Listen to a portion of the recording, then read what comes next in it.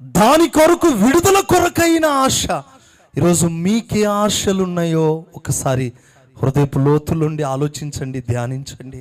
అయ్యా, లోకంలో లోకాశలున్నాయి, శరీరాశలున్నాయి, జీవపు డంబములున్నాయి. లోకంలో బ్రతికేవాడికి లోక సంబంధమైన కోరికలు తప్ప పర సంబంధమైన కోరికలు ఏమైనా ఉన్నాయా? లేవు. లోకంలో ఉన్న వారి ఆశలకు నిరీక్షణ లేదు. వారు ఎందుకు బ్రతుకుతున్నారో తెలియదు. కానీ లోకస్తులు బ్రతికేది దేని కొరకు? శరీరాశ, నేత్రాశ, జీవపు డంబం. ప్రతి ఒక్కడు బ్రతికేది దేని కొరకు అంటే దీని కొరకే.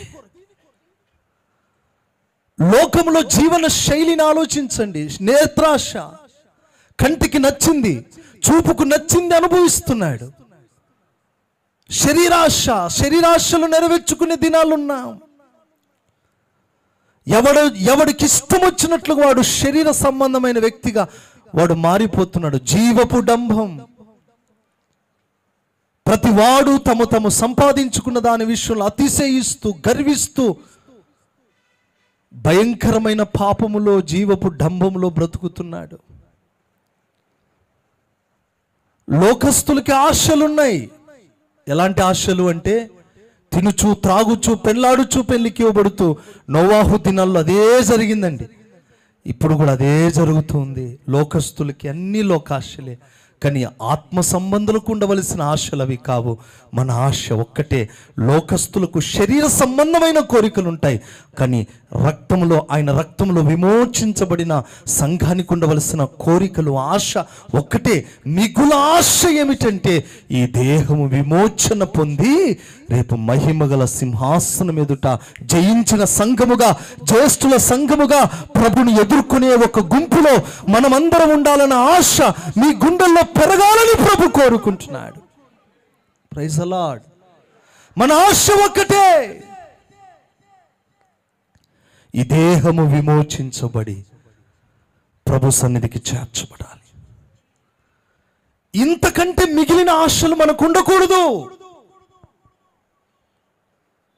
ఇంతకంటే మిగిలిన కోరికలు మన జీవితంలో ఇంకా ఆవరించకూడదు.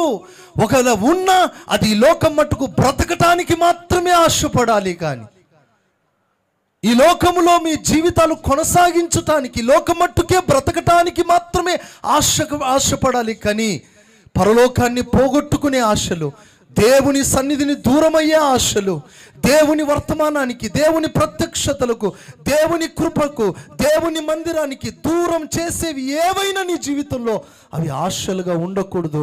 అవి నీ జీవితానికి దురాశలుగా ఉన్నాయి. ప్రియులారా, లోకస్తులు దురాశల్లో పడుతున్నారు. కానీ లోకస్తులు పడినట్లుగా రోజు సంఘ బిడ్డలు కూడా దురాశలకు ఈడవబడుతున్నారు. లేనిపోని ఆశలు పెంచుకుంటున్నారు. ఎక్కడ దైవ చిత్తం లేని సంపాదనలోకి వెళ్ళిపోతున్నారు. దైవ నడిపింపు లేని మార్గాల్లోకి వెళ్ళిపోతున్నారు. ఇది దైవ చిత్తమా కాదా తెలియకోకుండానే ఏదో సంపాదించాలని ఆశ కాదు, బహు దురాశతో ప్రజలు తొట్టిల్లిపోతున్నారు. ఏదో సాధించాలన్న ఆశతో పరుగులు తీస్తున్నారు ప్రజలు. ఏం సాధించలేరు. సూర్యుని కింద శ్రమ పడే ప్రతి శ్రమ, ఈ సూర్యుని కింద ప్రయాసపడే ప్రతి ప్రయాసం వ్యర్థమే, వ్యర్థమే, వ్యర్థమే అని ప్రసంగి చెబుతుంటే సంఘం ఎంత భయంకరంగా డైవర్ట్ అవుతుందో ఒకసారి ఆలోచించాలి. నీకు తెలియకుండా నీ మనస్సాక్షిని ఎంత కఠినపరుచుకుంటున్నావో ఆలోచించాలి. నీకు తెలియకుండా నువ్వు ఎంత మోసపోతున్నావో, ఎన్ని దురాశలు నీ జీవితాన్ని, నీ కుటుంబాన్ని, నీ వ్యక్తిగత జీవితాన్ని ఎటువైపు తీసుకెళ్తున్నాయో అర్థం కావట్లేదు. కొంతమందిని దురాశలను మందిరంలో లేకుండా చేశాయి. కొంతమంది దురాశలు ఆత్మాభిషేకాన్ని పోగొట్టి చేశాయి. కొంతమంది దురాశలు ప్రతిష్టలో లేకుండా చేస్తున్నాయి. కొంతమంది దురాశలు దేవుని సన్నిధిలో వాక్యం వినకుండా చేస్తున్నాయి. దురాశల్లో ఈడవబడి రకరకాల శోధనలోకి అనేక మంది ప్రజలు తరలిపోతున్నారు, శోధనలో పడిపోతున్నారు.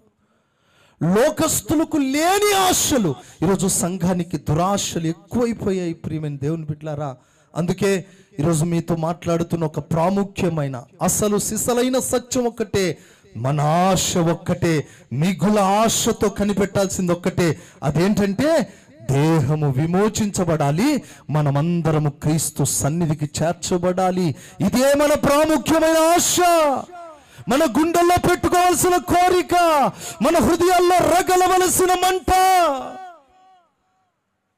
ఇది తప్ప మనకు వేరొక ఆశలు ఉండకూడదు. స్తోత్రం కలుగును గాక.